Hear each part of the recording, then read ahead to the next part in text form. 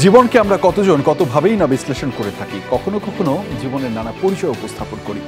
সেই উপস্থাপনায় কেউ কেউ ফেমাসও মনে করি নিজেকে। কিন্তু দর্শক, আমরা বিশ্বাস করতে চাই আপনারা প্রত্যেকেই ফেমাস, প্রত্যেকেই নিজ নিজ কাজে অসাধারণ এবং ফেমাস। বিশ্বাসটা শুধু নিজেকে করতে হবে, আর আমরা আপনার সেই বিশ্বাসের জন্য বারংবার আপনাকে প্রশ্ন করে মনে করিয়ে দিতে চাই, আর ইউ ফেমাস? দর্শক, স্বাগত জানাচ্ছি আর ইউ ফেমাস সিজন 2-তে। আপনাদের সাথে আছি আমি আহমেদ রেজা।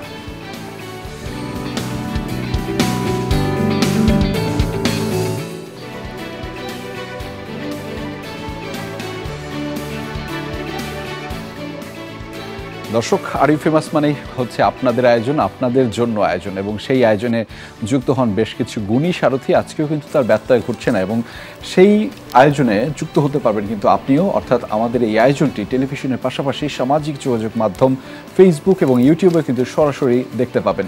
ফলে সেখানে যে কোনো ধরনের মন্তব্য, যে কোনো ধরনের প্রশ্ন এবং আপনার প্রত্যাশা কিংবা জিজ্ঞাসা আপনি করতেই পারেন। আমরা আপনার হয়ে আপনার প্রিয় মানুষটির কাছে সেই জিজ্ঞাসা কিংবা যে মন্তব্যটি রয়েছে সেটি আপনার হয়ে পৌঁছে দেব।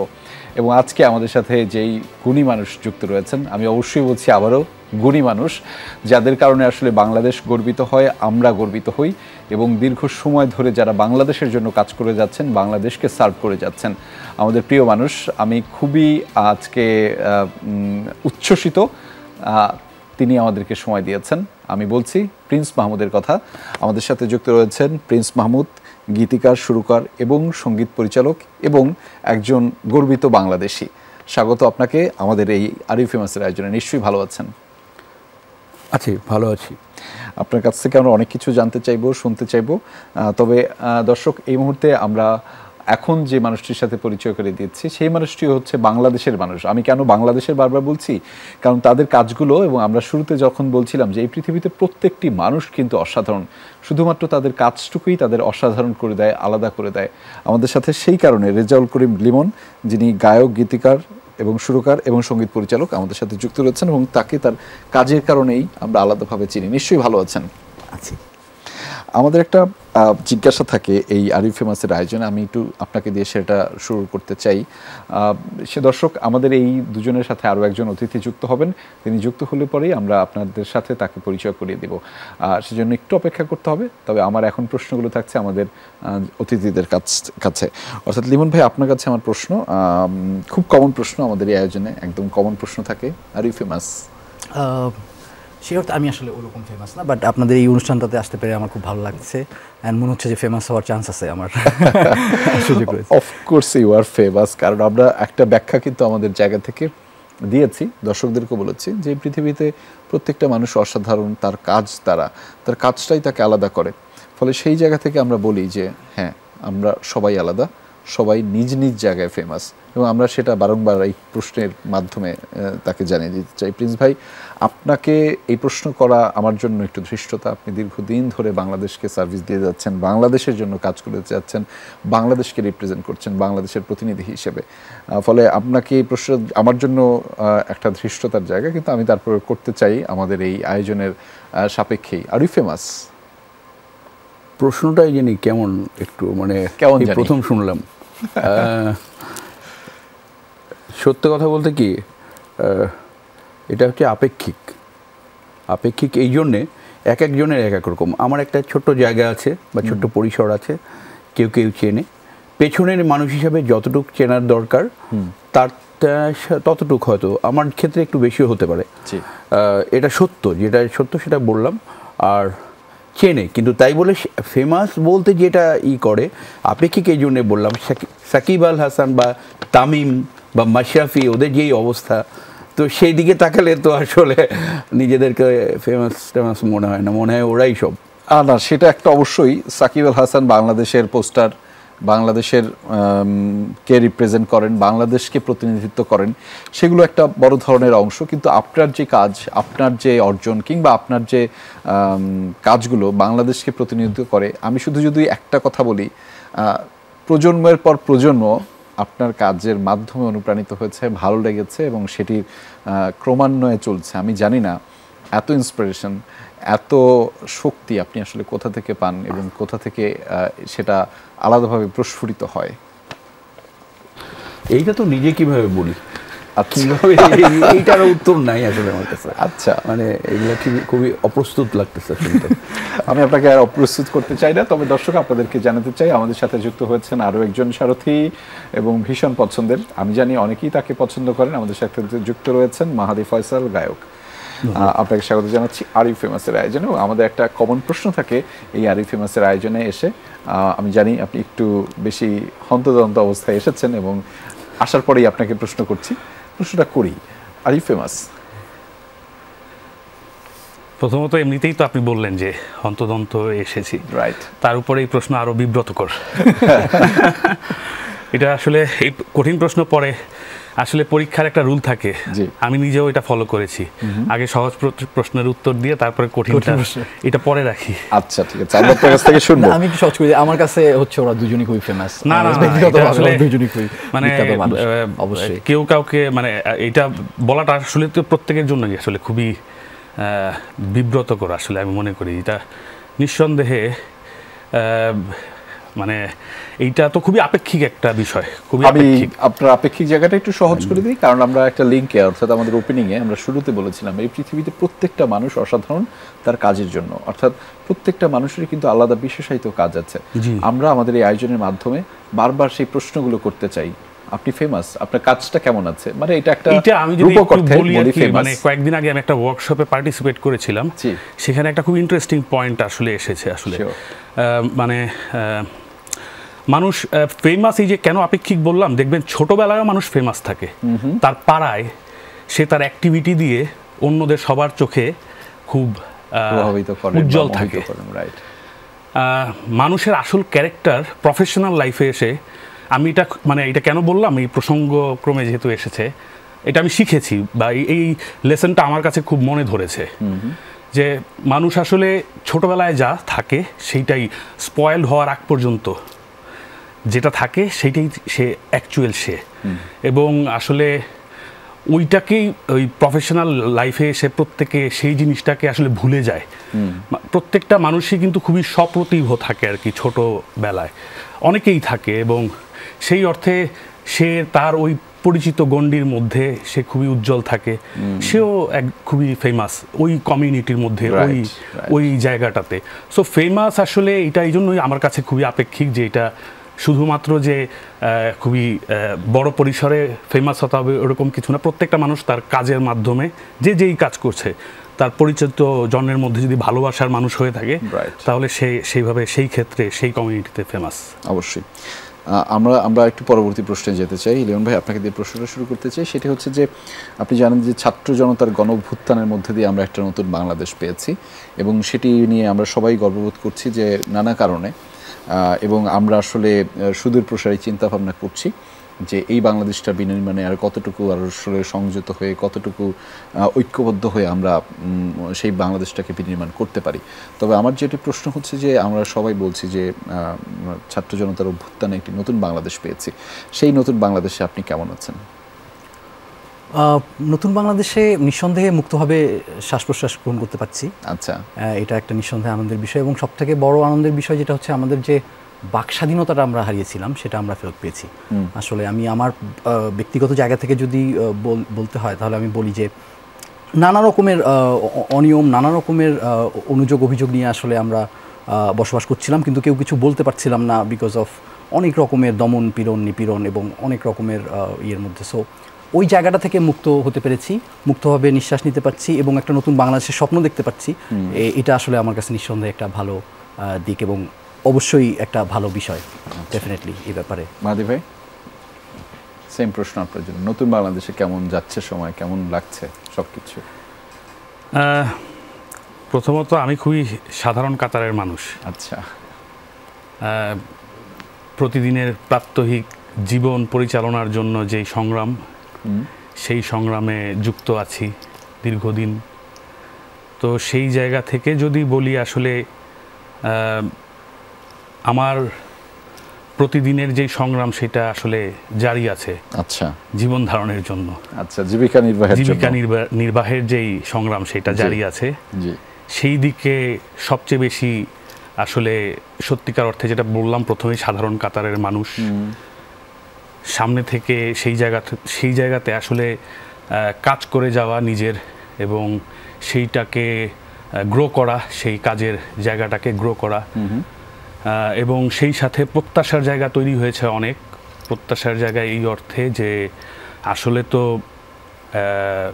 আমাদের এখন অনেক ধরনের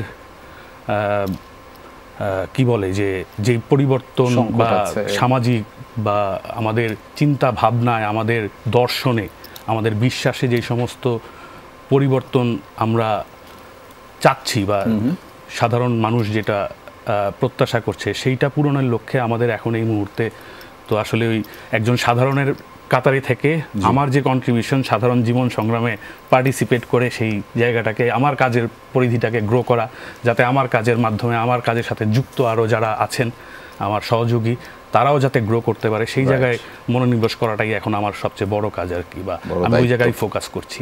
প্রিন্স ভাই, আপনার কাছ থেকে শুনতে চাই। এই গণ অভ্যুত্থান আসলে আমাদেরকে একটা নতুন সত্যের সামনে দাঁড় করিয়ে দিয়েছে। এই সত্যটা আসলে এইভাবে ফিল করিনি আগে কখনো। আমার 5 তারিখ থেকে মনে হচ্ছে যে বুক ভরে কিন্তু নিঃশ্বাস নিতে পারছি। আগে এই সময়টা যে কিছু একটা বলতে গেলে অনেক চিন্তা করতে হতো, অনেক ভাবতে হতো, সেই ভাবনাটা এখন ওইভাবে ভাবতে হচ্ছে না। এখনও যে ওই সময় এসছে তাও কিন্তু না, হ্যাঁ ওই সময়টাও একটু সময় লাগবে, কিন্তু তারপরেও বললাম না যে আমি প্রথম দিনই লিখেছি, মনে হচ্ছে যে রাস্তায় বেরিয়ে মনে হচ্ছে যে নিঃশ্বাস নিতে পারতেছে। হ্যাঁ, যে তো যে এই যে 3 দিন, তখন 3-4 দিন হয়েছে হয়তো আমি লিখেছিলাম যে মনে হচ্ছে এই 3-4 দিনই যে এইভাবে বাঁচলাম, এইটাই আমার জীবনে অনেক কিছু হয়ে রইল। কারণ তখন আমি আসলে আমার আশঙ্কা ছিল যে আবার কি হয়ে যায়, কিছু হয়ে যাবে কিনা। তা আমি লিখেই ফেললাম যে যেই শান্তিতে এই 3টা দিন কাটালাম, তো এরকম কিছু একটা লিখেছিলাম যে এই জন্যই আমি কৃতজ্ঞ, কালকেও যদি না থাকি আমার কোনো আফসোস নেই। 3টা দিন অ্যাটলিস্ট বুক ভরে নিঃশ্বাস নিচ্ছে। প্রিন্স ভাই, আপনাকে দেখেছি আপনারা যে, এবং যে বললাম না যে একটা নতুন সত্যের সামনে দাঁড় করিয়ে দিয়েছে আমাদেরকে। এবং আমরা শিল্পীরা আসলে একটা মানে শিল্পী সবসময় মুক্তিকামী মানুষের কথা বলবে, আমরা তো তাই বলে এসছি সবসময়। তো একটা শিল্পী তার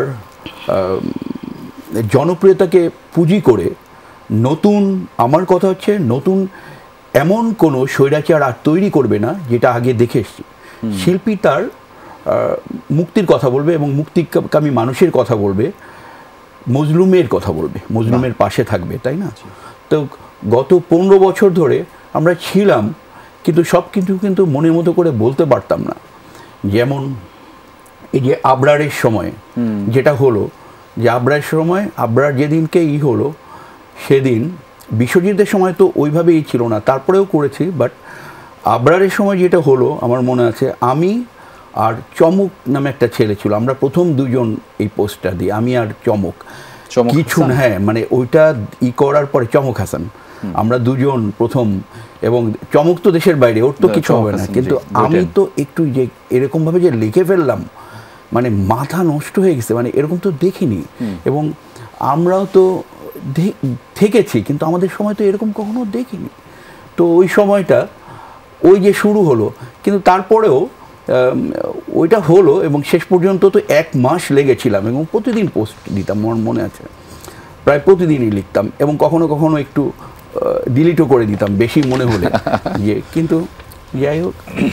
এবং ওর পরে এই যে এই সময়টা আরও বেশ কিছুদিন গেল, ওই যে 18তে যখন বাচ্চারা করলো, ওদের সামনে আমরা করেছিলাম, কিন্তু তখন তো মানে হলো না আর কি, কিন্তু ছিলাম সবসময় মুক্তিকামী মানুষের পক্ষে, সবসময় ছিলাম এবং আশা করছি থাকবো। নিশ্চয়ই আপনারা থাকলে হচ্ছে আমরা ভালো থাকি, কারণ আমরা বলি, বিশ্বাস করি যে যারা শিল্পী মানুষ তারা আসলে এমনভাবে অনুপ্রাণিত করতে পারেন দেশের সাধারণ জনগণকে। আমরা 71-এর সময় কিন্তু সেটি দেখেছি যে তাদের একটা বড় ধরনের অংশগ্রহণ, ফলে আপনাদের যে এই অকুণ্ঠ সমর্থন এই সময়টাতে আমি দেখেছিলাম যে জুলাই মাসে যে আপনার পোস্টগুলো, এবং প্রোফাইল পিকচার লাল করা থেকে শুরু করে আপনার যে এই আন্দোলনের সম্মতি অর্থাৎ ছাত্র জনতার অভ্যুত্থানে আপনার যে সমর্থন, সেটি কিন্তু অনেককেই ওই সময়টাতে অনেক সমর্থন জুগিয়েছে। আমি শুধু না, লিমন ছিল, Right. আমারটা একটু সামনে চলে এসছে, ওরা সবাই ছিল, আমারটা একটু সামনে চলে এসছে আর কি। কারণ ওই যে 15 তারিখে যখন এটা হলো, আর সবচেয়ে বড় কথা কি, আমরা তো কোনোদিন না এই যে আমরা কোনো দল করিনি। সত্য কথা বলতে কি, কোনো দিন কোনো দলের আপনি 30 বছরে দেখবেন না, আমার তো 32 বছর হয়ে গেল, কেউ বলতে পারবে না কোনো ওই বাংলাদেশ গান হওয়ার পরে ওই যে আমার সোনার বাংলা যেটা, হ্যাঁ, ওই যে ওইটা করার পরেও যেভাবে ডাক এসছে 2000 সাল থেকে, হ্যাঁ, যে এই গান করতে হবে, এটা করতে হবে, এটা, আমি কিন্তু কোথাও বা এখানে যেতে হবে বা এই ডাকছে, আমি কিন্তু কোথাও যাইনি, কোথাও না, কোনো দিনও না, সেই 2000 সালেও না, 2001, 2, 3-এও না, বা এই যে 13 থেকে এই পর্যন্ত না, বা কোথাও যায়নি। আমি আমার মতো ছিলাম। শিল্পী সত্তার মতো থাকবে, সেটা কেন দলীয়করণ হবে? লিওন ভাই, আমরা আরো অনেকগুলো প্রশ্ন করব, কিন্তু আমি এই মুহূর্তে আপনার কাছ থেকে দেয়ালের ওপারে আছে আকাশ গানটা একটুখানি শুনতে চাই। আচ্ছা, আমার একটা গিটার বোধহয় দরকার হলো, আমার একটা গিটার আছে, যদি গিটারটা পেতাম তাহলে শুনতে মানে গাইতে সুবিধা হতো। সো আমরা গিটারটা কি পেতে পারি? আচ্ছা, তাহলে লিমন ভাইয়ের গান শুনবো। আচ্ছা, গানটা গাইবার আগে অবশ্যই আমার কৃতজ্ঞতা প্রকাশ করতে হবে প্রিন্স ভাইয়ের কাছে, কারণ এই গানটা লিখেছেন কবির বকুল ভাই, এবং প্রিন্স ভাই এটা শুরু করেছেন, এবং মুস্তফা সরোয়ার ফারুকি ভাই উনি আমাকে তার মুভিতে এটা সুযোগ করে দিয়েছেন, এবং প্রিন্স ভাই আমাকে সিঙ্গলার নাম্বারে। এবং গানটা আসলে এত যেরকম শুনতে যত ভালো লাগে, এটার পুরো পেছনের কৃতিত্বটা আসলে প্রিন্স ভাইয়ের, কারণ হচ্ছে প্রিন্স ভাই আমাকে গাইড করে ইজ দ্য বস, অ্যান্ড উনি আমাকে গাইড করে এভাবে করতে হবে, ওভাবে করতে হবে, অ্যান্ড আই ওয়াজ রেডি, যে আমি খুবই কনফিউজ ছিলাম, এবং খুবই আসলে কি বলবো, স্ট্রেস বলবো না, আমি খুবই উৎকণ্ঠার মধ্যে ছিলাম যে আমি আসলে প্রিন্স ভাইয়ের যেরকম এক্সপেকটেশনটা আমি আসলে মিট করতে পারবো কিনা। তো লাস্টলি বোধহয় পেরেছি কিনা জানি না, প্রিন্স ভাই এটা বলতে পারবেন। আমি চেষ্টা করেছি আসলে। আমি জানি দর্শক পয়েন্ট অফ ভিউ আমাদের অনেক ভালো লাগে। Okay, thank you so much. So আমি গানটা মাঝখান থেকে শুরু করি, প্রিন্স ভাই। তাজমহল রোডে বিকেল ঘড়ি 4টায়, বিকেল ঘড়ি 4টায়, সূর্য ঠিকই এসে গড়াগড়ি খায় তোমার কোলে বারান্দায়, তোমার কোলে বারান্দায়। কেমন করে বলো ওইখানে যাই, যেখানে তুমি আর তোমরা আছো সবাই, যেখানে তুমি আর তোমরা আছো সবাই। দেয়ালের ওপারে আছে আকাশ, খেয়ালের নানা রং আছে বাতাস, সে আকাশ দেখা হয় না, সে বাতাস এসে ছুঁয়ে না।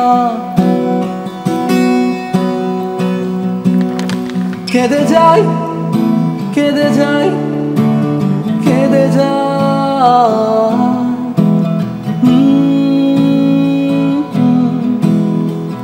না কেমন করে বলো ওইখানে যাই, যেখানে তুমি আর তোমরা আছো সবাই, যেখানে তুমি আর তোমরা আছো সবাই, যেখানে তুমি আর তোমরা আছো সবাই, যেখানে তুমি আর তোমরা আছো সবাই। বাহ, ও যখন প্রথম গাইলো আমার স্টুডিওতে করেছিলাম, আমার বাসায় না, ওই এটা করছিলাম হচ্ছে আমার বাসায়। যাই হোক, ওই আমার মনে আছে, ও প্রথম ওর যখন ভয়েস শুনলাম, এত মায়া, আমি চিন্তা করলাম ওই গাইতে পারবে। প্রথমে গানটা খালিদ ভাই গাইছিল, তোর মনে আছে? খালিদ ভাই গাইছিল প্রথমে। হ্যাঁ, আপনি তো বেশ এক্সপেরিমেন্ট করেন। প্রথমে খালিদ ভাই দিয়ে পুরো গানটা গাওয়াইছি, তারপরে মনে হলো যে তখন খালিদ ভাইয়ের ঘুমাও গানটা করছি, ঘুমাও তুমি ঘুমাও। তা চিন্তা করলাম খালিদ ভাইয়ের তো একটা মেইন একই সময় আসতেছে, মেইন গান তো দিয়েই দিছি, তো তাহলে এইটা ওকে পাঠিয়েছিল ইসে যে এখন আমি ওর গান তার আগে কোনোদিন শুনিনি। ও এসে বলে কি ভাইয়া আমি কিন্তু খারাপ ছেলে না, আমার মনে আছে একদিন ও করছে কি যেদিকে রেকর্ডিং ও করছে কি দেরি করে আসছে। এখন আমার এত কি যে মানে এই ছেলে ওর প্রথম গান করতেছে আর ওরা নতুন এসে কোথায় বসে থাকবে সবাই, যেটা হয় ও করছে কি ওই দিন কী কারণে জানি দেরি করে আসছে। এখন আমি একা স্টুডিওতে, ও এখন অনেকক্ষণ পরে আমি ওকে যে দেখছি, তা আমি রাগ হয়ে দরজা বন্ধ করেছি, তো ও বাইরে দাঁড়ায় আছে, তা বাইরে দাঁড়ায় আছে, তা আমার তো ভেতরে ঢুকে আর খেয়াল নেই যে ও যে বাইরে দাঁড়ায় আছে। 1 ঘন্টা না 1.5 ঘন্টা পরে আবার কী কারণে যে আমি বেরোয় দেখি ও বলে কি ভাই আমি কিন্তু এত খারাপ ছেলে না। আমার ঠিক মনে নেই, ও মনে করছে কি ভাই বোধহয় আমি কিন্তু কোনো কথা হয়নি, কিন্তু ও যখন গাইলো এসে একদম মানে এত মায়া ভয়েসে মানে ভরে গেছে সব কিছু আর কি। এবং এই গাওয়াটা ও ছাড়া এই গানটা মানে আর তখন মনে হলো ওরা যদি আগে পাইতাম তাহলে আরো কত সুন্দর সুন্দর গান হইতো। আমি কৃতজ্ঞ। তো আমার একটা প্রশ্ন হচ্ছে যে আপনি এই যে দীর্ঘ সময় ধরে আপনার মুখে একবার শুনছিলাম যে 32 বছর ধরে এই জগতে থেকে, হয় না মানুষের একটা আমরা প্রকৃতিগতভাবে দেখি মানুষের আপস থাকে ডাউন থাকে, কিন্তু আপনি এমন একটা মার্কিংয়ে প্রথমেই যে আছেন এবং সেটার পরবর্তীতে যে যে উঠেছেন সেখান থেকে আর নামছেন না মানে এটা আমাদের জন্য ইতিবাচক। আপনি বাংলাদেশের জন্য করছেন। আমরা আমাদের ছোটোবেলায় যখন ছিলাম তখনও এই যে বাংলাদেশ গান, তখন এই যে ক্যাসেটে, আমি যদি সিরিয়াসলি বলি যে ক্যাসেটে সেই বাংলাদেশ গান সেটি ছিল। এখন যদি আসি এই যে কয়েকদিন আগে মানে গত বছরের সবচাইতে জনপ্রিয় গানটি সেটিও আপনার, সেটি সিনেমার গান, অর্থাৎ যে গানটি ছিল যে ঈশ্বর কি তোমার আমার মিলন লিখতে পারবে না, সেটিও আপনার। বাংলাদেশ গানের সময় তুমি কত বয়স তোমার? বাংলাদেশ গানের সময় আমি মানে যে আমার সোনার বাংলা আমি স্কুলে পড়ি, আমার মনে হয় জেলা স্কুলে পড়ি, ক্লাস 5-6 সম্ভবত। 2000 সালের গান। তোরা কতটুক তখন? 2000-এ আমি তখন ম্যাট্রিক দিয়ে দিয়েছি। ও আচ্ছা আচ্ছা, আমি কলেজে। তাই তো আসলেই তোরা ছোট তখন সবাই। কিন্তু ওই সময় সবাই যে ক্যাসেট এটা বাজাইতো, সবাই করতো, ফলে এই যে দীর্ঘ সময় আপনি দর্শকে বিভিন্ন ভক্তদের ভালোবাসা শিখতো, এর আসলে রহস্যটা কি আমি একটু জানাতে চাই দর্শকদের কি আছে। এবং আমার সাথে নিশ্চয়ই এইটাও একটা মানে এই প্রশংসাটা নিতে পারতেছিলাম, কিন্তু এখন আর নিতে পারছি না। প্রশংসা করছি না, একদম সত্য কথা বলছি। কাজ করে যাচ্ছি, আমরা কাজ করি, আমি কাজ করি, ও কাজ করে, আমরা সবাই কাজ করি, আর কিছু না। আমরা আসলে চিন্তা করি না, ও করে না তার জন্য দোষ আমার আছে অনেকটা। যেমন আমি তারপরে যেমন ওদেরকে ওইভাবেই করা, মানে একটার পর একটা নতুন কাজ আসে এবং হয়তো নতুন দেরি করি, আর ওরা তো দাঁড়িয়ে গেছে আসলে। যেমন লিমনের মতো কাজ করে যাচ্ছে একটা পরে, আর লিমন আগেও অনেক সুন্দর গাইতো, ওরা আমার গানের আগেও আরও সুন্দর গান আছে ওর। মাহাদিরও আছে, এই যে মাহাদিও কিন্তু যে ওর প্রথম গান আমি করেছিলাম, মানে নতুন গান না নাকি, তুমি বলো না হলে, ওই সময় ওর ভয়েসও খুব একদম মোমের মতো, একদম সফট। কিন্তু মাহাদির গানটা মনে আছে, মাহাদি ও একটু ক্লাসিক্যাল বেশি গাইতো, ওরে পুরা উল্টানো। ভাইয়ের ব্যাপারটা, ভাইয়া তো আসলে খুবই মডেস্ট, উনি খুবই নাইসলি করে। আমি জাস্ট আমার জায়গা থেকে যেটা বলি, প্রত্যেকটা শিল্পী আসলে যেই ধরনের মতাদর্শ অথবা যে ধরনের মনন আমরা আসলে ধারণ করি, আমাদের কাজে সেটারই বহিঃপ্রকাশ ঘটে। এবং আমি বলবো প্রিন্স ভাই is the Real Prince of that type of কি বলবো চেতনা এবং মনন আসলে। এবং যার কারণে আপনার যে প্রশ্নটা ছিল যে প্রিন্স ভাই কী করে আসলে এত 32 বছর ধরে উনি, এবং ওই যে প্রথম যখন প্রিন্স ভাইয়ের গান শুনেছি 95-এ বোধহয় আপনার প্রথম ফার্স্ট অ্যালবাম বোধহয়, সেই সময়ে যখন শুনেছি শক্তি ছিল তখন প্রথম। সো এবং এখন পর্যন্ত প্রিন্স ভাই, আমি ইভেন গ্রিন রুমে আমরা কথা বলতেছিলাম যে ভাইয়া ওই বরবাদ যেটা আপনি লাস্ট যে গানটা করলেন এটা ফ্যান্টাস্টিক। সো আমি পরবর্তীতে বরবাদ নামে সিনেমাই হয়ে গেল আর কি। হ্যাঁ, সো রাজকুমার ছবির গান, রাজকুমার সিনেমা গান, কিন্তু পরবর্তী এখন সিনেমা হবে আর কি, নামটাই দেওয়া হলো বরবাদ, শাকিব খানের সিনেমা, নতুন সিনেমার নামই হচ্ছে বরবাদ। এইটা জানা নাই, এইটা জানি। সো ওটাই আর কি বলবো যে প্রিন্স ভাই is the Prince of that. আমার কাছে অবশ্য ভাইয়ার ব্যাপারে যদি ওনাকে বিশ্লেষণ করার মতো আসলে ক্যাপাবিলিটি আমাদের হয়নি, তারপরে হয়তো বা আমরা ভাগ্যবান যে ওনার কাছাকাছি থাকতে পেরেছি। আমি ভাগ্যবান যে তোদেরকে পেয়েছি, এত মানে ওরা এত সেই জায়গা থেকে না, অফ কোর্স না, ভাইয়া ও গান করতো, ও এত ট্যালেন্টেড, আমি বেঁধে বেঁধে যাচ্ছি, ও বাঁধে না কিন্তু, মানে কেন, ও তো অবশ্যই, ও তো একদম কমপ্লিট একদম, আমি মিউজিক আসলে এত সুন্দর গাইতো, মানে আমার মনে আছে, আমি তো কিরে। আর সবচেয়ে বড় ব্যাপার কি, ওদের ওই যে ওরা যখন প্রথম এসছে, ওদের তখন তো আমরা সারা রাত কাজ করতাম, কিন্তু আমি ওই যে রিয়েলিটি শোগুলো আমি আসলে দেখতাম না। তোর মনে আছে, তুই গান পাঠাইছিস আমাকে, আমি তখনও জানি না, তো ও গান পাঠালে আমি ভয়েস শুনে বুঝলাম যে এই ভয়েসের জন্য এই গান না, ওর জন্য বানাতে হবে অন্য গান। এবং ওই গানটা একটু শুনি না। যাই হোক, আমি যেটা বলছি আর কি, যে ভাইয়ার ক্ষেত্রে আসলে আমার যেটা মনে হয় আর কি, একটা কথা আছে কিন্তু পৃথিবীতে হচ্ছে গিয়ে সবকিছুই মানে ভ্যারিয়েবল, একটা জিনিসই কনস্ট্যান্ট, সেটা হচ্ছে চেঞ্জ। মানে সবকিছু চেঞ্জ হবে, সো উনি চেঞ্জটাকে খুব ভালোভাবে অ্যাডাপ্ট করতে পারে। সেই মানে জেমস ভাইয়ের সাথে যেভাবে গাইতেন, কারণ এখন নতুন একজন শিল্পীর সাথে এইটাই তো উনি যে অ্যাডাপ্ট করতে পারার, এই যে পরিবর্তনের সাথে, এটা বিশেষ, এইটাই হয়তো আমার কাছে মনে হয়। এবং আপনি দেখেন, আমি যদি গানগুলোর কথা বলি, আমি জানি যে স্ক্রল করতে হবে, আমি যদি সে বাংলাদেশ থেকে শুরু করি, মা বাবা গানটা, 12 মাস, আজ জন্মদিন তোমার, এক নদী যমুনা, একা একা থাকা কি যায়, মানে এরকম আরো অনেক কিছু আছে। সে আমি যদি আপনারটা বলি, সুনীল বরুণা বিখ্যাত, এবং এই কয়েক বছর মানে গত বছরে হচ্ছে সবচাইতে জনপ্রিয় গানটা হচ্ছে তার, মানে আমি বুঝি না কেমনে সম্ভব, আমি একটু শুনতে চাই আপনার কাছ থেকে। ওই যে আমি বললাম, যেটা আমার কাছে মনে হয় যে হয় কি, এইটা মানে যেহেতু আপনি দেখবেন ঝড়ে বক পড়ে, ঈশ্বরটা তাই হয়েছে, ঈশ্বর কিন্তু আমার এত আলোচনার মতো কিছু না। মানুষ হয় কি, মানুষ আমরা তো এক ধরনের স্টেরিওটাইপের মধ্যে থাকি, হ্যাঁ, আমরা কিন্তু কখনোই, আমরা যখন সামনে এগিয়ে যাই, আমাদের যখন বয়স বাড়ে, হয়তো আমি আমার মতো করে একটা ব্যাখ্যা দাঁড় করিয়েছি আর কি, তখন হয় কি, মানুষ আমরা আমাদের পুরনো আমাদের লার্নিংকে কখনো ভুলতে পারি না। Learning is a difficult process, কিন্তু তার চেয়েও ডিফিকাল্ট প্রসেস হচ্ছে আনলার্নিং, আমার কাছে মনে হয়।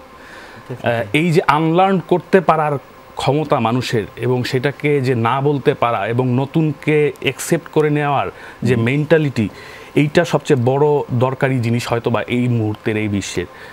তো এইটা হয়তোবা ভাইয়ার আছে। দেখবেন যে মিউজিশিয়ানদের মধ্যে দেখবেন এক ধরনের, আমি এটা বলি আর কি, আমার আন্ডারস্ট্যান্ডিং, সবাই বলবে আমার সময়ের গান ভালো ছিল, এরপরে আর ভালো লাগে। এইটা দেখবেন একটা কমন ডিজিজ আর কি, প্রত্যেকের। আমি যার সাথেই, আমার বড় ছোট, আমার বাবা, প্রত্যেকেই বলবে, আমিও বলবো হয়তো আমার সময়ে যে গান আমি শুনেছি, এখন আর সেগুলো হচ্ছে না। এই যে একটা টেন্ডেন্সি মানুষের মধ্যে, এইটা ভয়ঙ্কর এই অর্থে যে এইটা কখনো নতুনকে অ্যাকসেপ্ট করতে দেয় না। সো হয়তোবা উনি ওইটা ওভারকাম করতে পেরেছেন, এটা ভাবেই নাই হয়তো, এই যে, এবং আগের বিষয়গুলোকে, আগে যা শিখেছি সেটা ভুল, সেটা বিশ্বাস করা এবং সেটাকে আনলার্ন করা, সেটাকে অ্যাকসেপ্ট করা, এটা খুব ডিফিকাল্ট প্রসেস। আমি শুনতেই চাই মাহাদি ভাই, আপনাকে পেয়েছি এবং এটা আমি মিস করতে চাই না, তুমি বলো না হলে। শিওর, বলো না তুই। যাই হোক, আমিও লিমনের মতোই বলবো, প্রথমত এই গান আমার না, এই গান আমাদের। এই গানের কৃতজ্ঞতা অবশ্যই এটার প্রিন্স ভাই, আসিফ ইকবাল এটা লিখেছেন, আর আমি একটা ক্ষুদ্র পার্ট ছিলাম, গিয়েছি, সেজন্য হ্যাঁ, অনেক আমরা কলার টিউনই দেখতে পেতাম, জি, জাতীয় সঙ্গীতের মতো এটা থাকতো।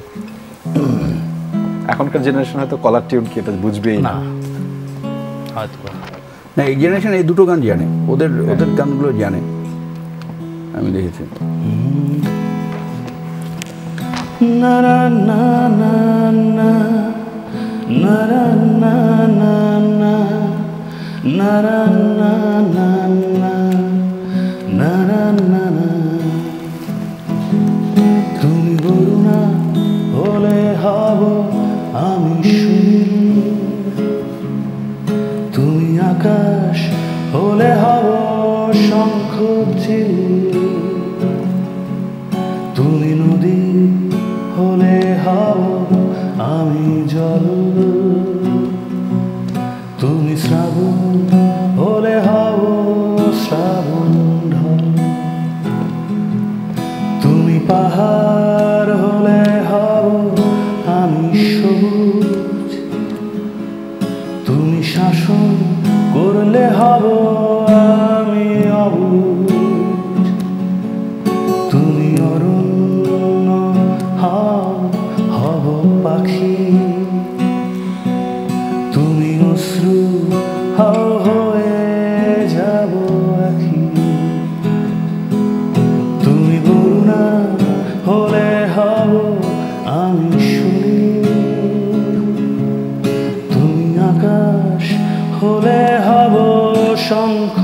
ঝিল তুমি নদী হলে হব আমি জল তুমি শ্রাবণ হলে হব শ্রাবণ ঢল তুমি জীবন হলে হয়ে যাব আমি প্রেম তুমি নকশি কাঁথা হলে হব কারু হেন না না না না না না না না না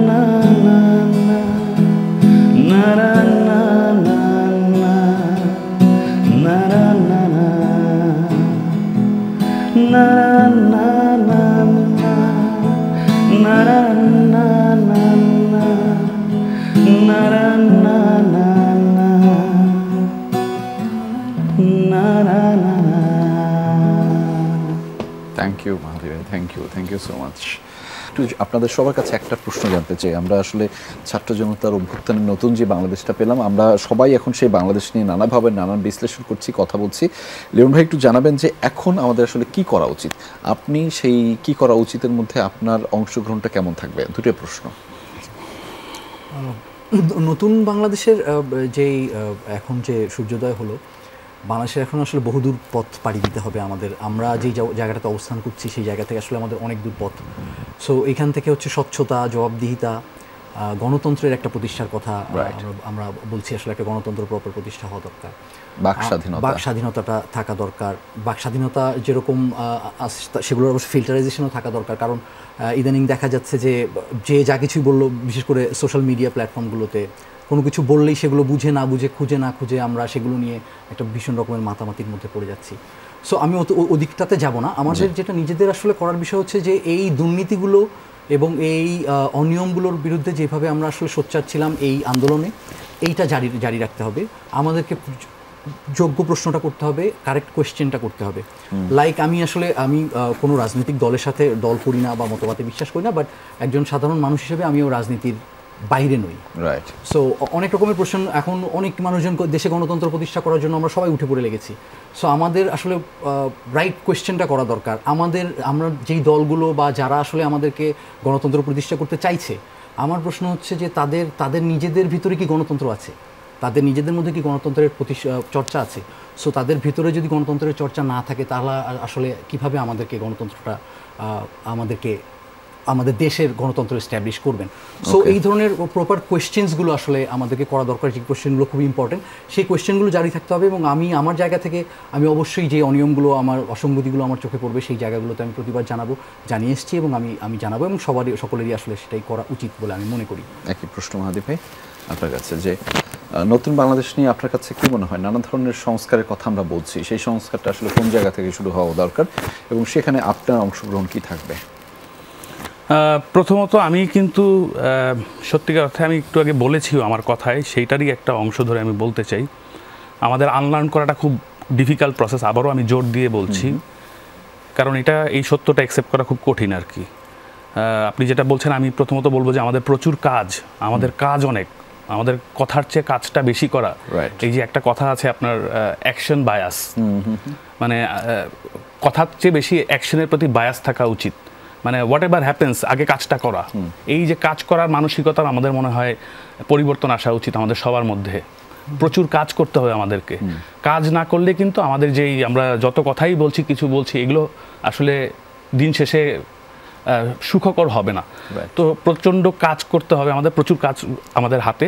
এবং নিঃসন্দেহে আপনার যে সমস্ত সংস্কার বলি বা আমাদের পরিবর্তন আমরা জাতিগতভাবে চিন্তা করেছি বা আমরা মনে হয় আমাদের করা উচিত, সেগুলো নিজে থেকে শুরু করা উচিত। প্রত্যেক মানুষের এই যে ব্যক্তিকেন্দ্রিক যে আত্মশুদ্ধি, এইটা খুব ইম্পর্টেন্ট আমাদের সবাইকে, এই লার্নিংটা। এবং সেই জন্য আমার মনে হয় কি, আমাদের এডুকেশন সিস্টেমে হাত দেওয়া উচিত, খুব জরুরি। এটা খুবই জরুরি। কারণ কি, আমরা একটা জিনিস মিস করে যাচ্ছি বারবার। হয়তো বা আমরা যদি এখনকার কথা চিন্তা করি হবে না, আমাদের চিন্তা করতে হবে 20-25 বছর পরের যে জেনারেশন আসছে, তারা আমাদের ভুলই শেষ, আমাদের আর টাইম নাই, উই আর গন। এখন আমাদের এই জায়গাটাতে খুব দ্রুত আমাদের চিন্তা করা উচিত, যাতে করে আগামীর প্রজন্ম যারা আসছে তারা যাতে এই গ্লোবাল কম্পিটিশনে যাতে পার্টিসিপেট করতে পারে এবং নিজেদেরকে। কম্পিট করতে পারে, সেই জন্য দিন শেষে আমাদের কিন্তু এই যোদ্ধা তৈরি করতে হবে। আচ্ছা, আপনি সেখানে অংশগ্রহণ আপনার নিঃসন্দেহে আমি মনে করি যে আমি আমার ব্যক্তি জীবনে, ব্যক্তি চর্চায় সেই দর্শনগুলোকে রাখবেন। রাখবো। প্রিন্স ভাই, আপনার কাছ থেকে শুনতে চাই, সময় খুবই অল্প, 4 মিনিট সময় আছে। আমি যেটা বলবো যে সময় আর সমাজের পালসটা বুঝতে হবে, মানে স্পন্দনটা বুঝতে হবে প্রথমত আমাদেরকে সবাইকে, এবং যারা কাজ করবেন তাদেরকে বুঝতে হবে। আর আমি আমার মতো সার্ভ করব নেশনকে অবশ্যই, এবং করতে হবে এখন থেকে। আর সবচেয়ে বড় কথা ওই যে বললাম যে আমি আমার গানে থাকবো, গানের ভেতরে থাকবো, যতদূর পারবো আমি আমার গানের মধ্যে দিয়ে আমার কথা বলবো, এখন থেকে আরও বেশি বলবো। বাহ, ধন্যবাদ। আমাদের একদম শেষ পর্যায়ে রয়েছে, দর্শকদের জন্য কোনো এক ধরনের বাক্য বলবেন কিনা, এক বাক্যে একদমই কোনো উইশ আছে? আচ্ছা, মাহাদি ভাই, আপনাকে দিয়ে শুরু করতে চাই, কোনো এক বাক্যে, বা আপনি আমার প্রশ্নের উত্তর দেন, আপনি কেন অনিয়মিত? আমি কেন অনিয়মিত? হ্যাঁ, আমি আসলে সত্যিকার অর্থে এটার জন্য আমি খুব লজ্জা বোধ করি এই প্রশ্নের উত্তর দিতে গিয়ে। যদিও আমাকে ডাকা হয় শিল্পী হিসাবে, কিন্তু আমার কাজ শিল্পী হিসাবে খুবই কম চোখে পড়ে, কিন্তু আমার এটা একটু এক ধরনের লজ্জাবোধ হয়। আমি কাজ করি, কম করি, সেরকম আমি করি না নিঃসন্দেহে, এবং আমার একটা ভিন্ন পেশায় আমি নিযুক্ত, যার জন্য হয়তো আমার সময় বের করা সত্যিকার অর্থে খুব কঠিন হয়ে পড়ে। আমি আজকের প্রোগ্রামে আপনি দেখেছেন খুব হন্তদন্ত হয়ে ঢুকেছি। লিওন ভাই, একই প্রশ্ন আপনার কাছে, আপনাকে কেন পাই না? আমিও কাজ করি আসলে, কিন্তু কাজগুলো এভাবে ভিজিবল হয় না, সো যার কারণে বাট কাজ একটু কম করা হচ্ছে, এবং আমার অলরেডি কিছু গানের কাজ শেষ হয়েছে, যে গানগুলো হয়তো খুব শীঘ্রই চলে আসবে। আর এর আগে যে প্রশ্নটা করলেন যে এক কথায় কোনো কিছু বলতে চাই কিনা, মাহাদির কথা এবং ভাইয়ের কথা মিলে আসলে আমাদের ব্যক্তি উন্নয়ন খুবই জরুরি, এবং আমি বোধহয় আমার লাস্ট স্ট্যাটাসটা দিয়েছিলাম ফেসবুকে যে মুক্ত হয়েছি, এখন আমাদের সভ্য হওয়ার সময়। ভাইয়া, এক বাক্যে। একদম, ওরা দুজন বলে দিয়েছে, আমাদের নিজের সমালোচনাটা করতে হবে, আর সময়কেও সময় দিতে হবে। যে যারা কাজ করছে হঠাৎ করে বলে ফেলা যাবে না যে একদিনেই বা এই 15 বছরের একটা সময় দেখে এসেছি, হ্যাঁ আমরা সহ্য করে এসেছি, 15 বছর ধরে অনেক কিছু সহ্য করে এসেছি, তো আমরা এই যে যদি 1 মাস 2 মাসেই সব চাই তাইলে তো হবে না, আমাদের একটু সময় দিতে হবে এবং ধৈর্য ধরতে হবে। অভ্যুত্থান পরবর্তী অনেক কিছু হতে থাকে, এটাকেও একটু বুঝতে হবে। তো আর ওই যে নিজের সমালোচনা করতে হবে, আর মুক্তিকামী শিল্পীকে মুক্তিকামী মানুষের পক্ষে থাকতে হবে। একদমই, ধন্যবাদ আমাদের সাথে যুক্ত হওয়ার জন্য। আমরা গান শুনবো, বাংলাদেশ গানটি শুনবো, তবে তার আগে আমি এক বাক্যে বিদায় নিচ্ছি। দর্শক, বাংলাদেশটা ভালো রাখার দায়িত্ব আপনার সবার, ফলে বাংলাদেশের পাশেই থাকুন, বাংলাদেশের জন্য কাজ করুন। আমরা বাংলাদেশ গানটা শুনবো একসাথে। মাঝখান থেকে জি শুরু করি। হ্যাঁ, নিঃসন্দেহে। কবি নজরুল ওখান থেকে। হ্যাঁ, শিওর।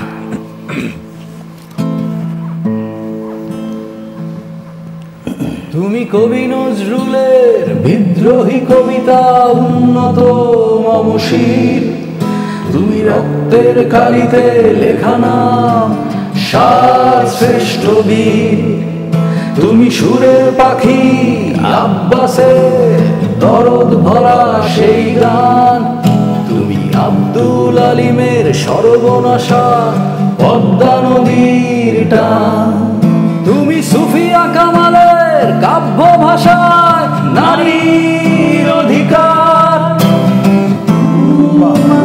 বেতার কেন্দ্রে শানিত ছুরির ধার, তুমি জয়নুল আবেদিন এসএম সুলতানের রং তুলির আচর, শহীদুল্লাহ কায়সার মুনির চৌধুরীর প্রথম দেখা সেই ভোর, আমার সোনার বাংলা আমি তোমায় ভালোবাসি, জন্ম দিয়েছ আমি মাগো তাই তোমায় ভালোবাসি, আমার প্রাণের বাংলা আমি তোমায় ভালোবাসি, প্রাণের প্রিয় মা তোকে বড় বেশি ভালোবাসি, আমার সোনার বাংলা আমি তোমায় ভালোবাসি, জন্ম দিয়েছ তুমি মাগো তাই তোমায় ভালোবাসি, আমার প্রাণের বাংলা আমি তোমায়